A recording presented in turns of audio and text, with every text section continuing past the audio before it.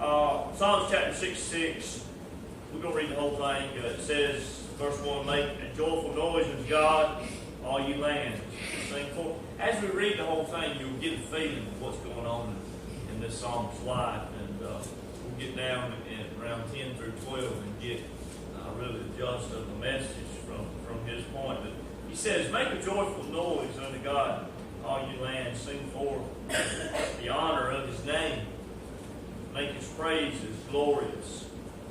Say unto God, how terrible art thou in thy works. Now listen to this. Through the greatness of thy power shall thine enemies submit thyself to thee.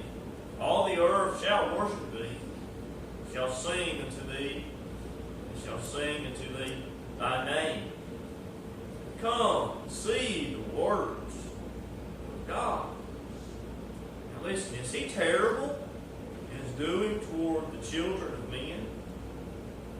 He turned the sea from the dry land, went through the flood on foot. There did we rejoice in him, ruling by his power forever. His eyes behold the nations. Let not the rebellious exalt themselves. Bless our God, ye people, and make the voice of his praise to be heard, which holdeth our soul in life, suffereth not our feet to be moved. It says, for thou, O God, hast proved us. Thou hast tried us, as silver is tried. Thou broughtest us into the net. Thou laidest affliction upon our loins. Thou hast caused men to ride over our heads. We went through fire and through water. But thou brought us into a place, out into a wealthy place.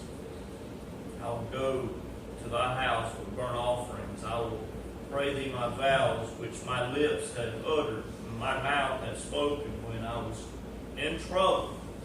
I will offer unto thee burnt sacrifices of fatments, the incense of rams.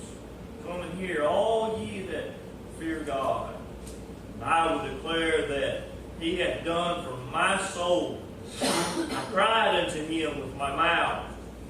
He was extolled with my tongue. If I regard iniquity in my heart, the Lord will not hear me. Verily, God hath heard me. He hath attended to the voice of my prayer. Blessed be God, which hath not turned away my prayer, nor his mercy from me. Let's pray. Lord, we thank you for tonight's word. Lord, we pray now the word is molded into your sermon. Lord, I become real small. Not necessarily to the people, but Lord, to myself.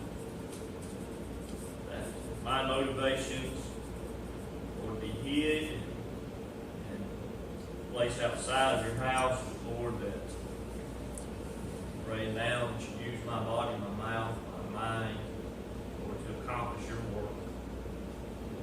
And only your work. Leave the flesh out, the spirit in. Praise your name tonight. Amen. Now, one thing that we talked a lot about in church is pain or trouble or trials or temptation. Any way you want to call it. It ends up something bad happens. And this is the place we talk about that. And this is a place where we come together and we care about those things. We care about Dot's cousin's wife.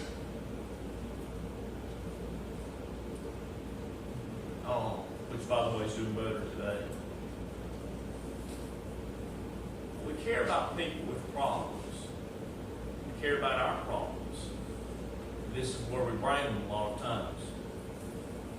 Church is a place where we reach out and we believe as a group that these problems can be taken away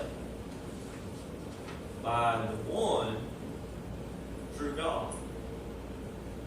We believe that God is one who loves us and is always able to take away problems, trouble, trials, temptations. And like the song says, bring us to that good place. But one of the things that often put us in a mysterious place is how we got in this mess to start with. Who brought this trouble on me? Why did this happen? One of the most terrible questions I've ever heard is, why does a God of love do something like this? But one thing for sure, pain or trouble or temptations or trials not always turn out to be a bad thing. And that's something that I've learned as well as you've learned.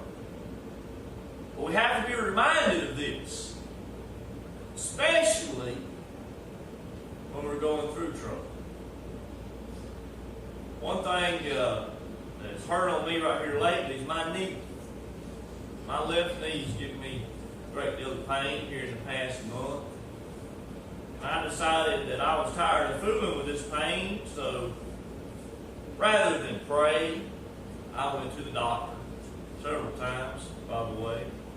Because when I went, I went based on, I've heard of these shots in the back and the knees and the joints that they give, and your pain just goes away. And in my mind, that's what I wanted. I wanted to go to the doctor and I wanted him to give me one of them blasted shots where I wanted him to give it to me, and I wanted that pain to go away. But he told me something on that first appointment made me mad. I didn't get what I wanted.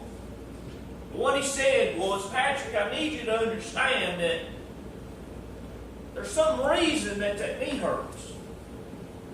And he wheeled back in his chair, and I knew when he wheeled back in that chair, he wasn't going to give me a shot. But he said this, he said, that pain tells me that something in that knee's not right for it to hurt in the amount of time you told me it hurts.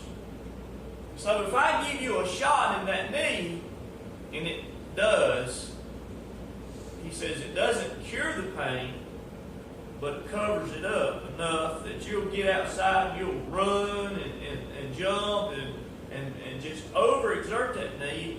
And if it's something bad wrong inside of there, it make it worse. Now, I didn't like that. I wanted you to fix the daggone problem. Let me go run and jump. And then, not being satisfied with that answer, I went back. I thought maybe the second time he would want to shut me up enough that he would give me the shot, but he didn't. He made me another appointment. He made me an appointment with a specialist. Without insurance, I had to pay for it. So I had to go pay for an x-ray, which was $126 at the hospital, and then I had to go pay this other guy $250 just to see me. And I mean just to see me. Because he didn't even touch my knee. He looked at the x-ray and then turned to me and said something about arthritis, and turned around and he said, you need to take it easy on your knee. I said, I don't like you no more than I like the first doctor. So, the next day I said, I am basically out of options unless I want to go further in this medical field. So I began to pray.